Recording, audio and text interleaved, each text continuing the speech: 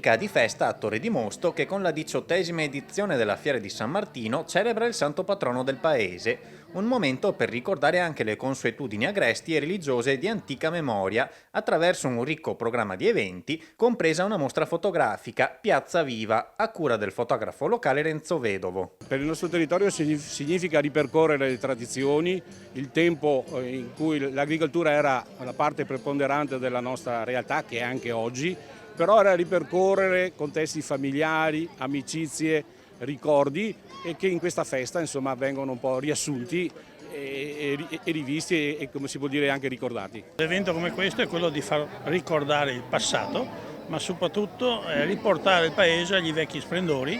Noi i giovani ci puntiamo tantissimo, infatti siamo riusciti a far iscrivere 2 di 10 anni perché crescendo possono dare qualcosa a questo paese che ha tantissimo bisogno di futuro e il futuro sono proprio i bambini piccoli. Perché è importante raccontare le tradizioni?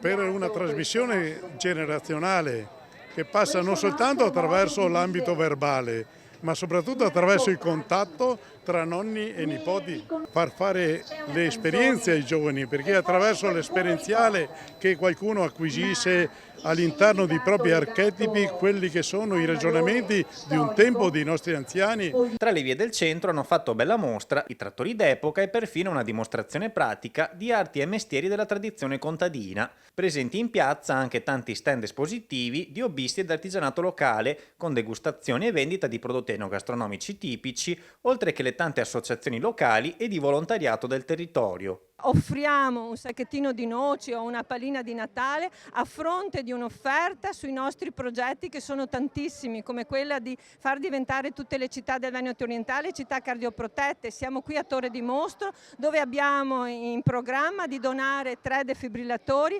a Torre di Mosto qui in centro, a Staffolo e anche a Boccafossa. Non più tardi del prossimo mese doneremo un'importante strumentazione, un ecografo portatile a cardiologia del reparto di San Donato di Piave. Quello della Fiera di San Martino rappresenta un momento di festa per tutto il territorio, di cui hanno potuto godere anche gli anziani ospiti della locale RSA Sereni Orizzonti, che per l'occasione hanno realizzato dei lavoretti fatti a mano anche per sensibilizzare alla prevenzione proprio a chiusura di Ottobre Rosa. È importante che anche i nostri ospiti si sentano ancora presenti nel territorio. Il mese di ottobre è il mese della prevenzione, per noi prevenzione vuol dire vita e quindi abbiamo sensibilizzato attraverso una campagna appunto dentro nella nostra struttura anche grazie all'ULS 4 attraverso il laboratorio di sartoria hanno fatto presine, hanno fatto dei sacchettini di lavanda rosa per riprendere un po' il colore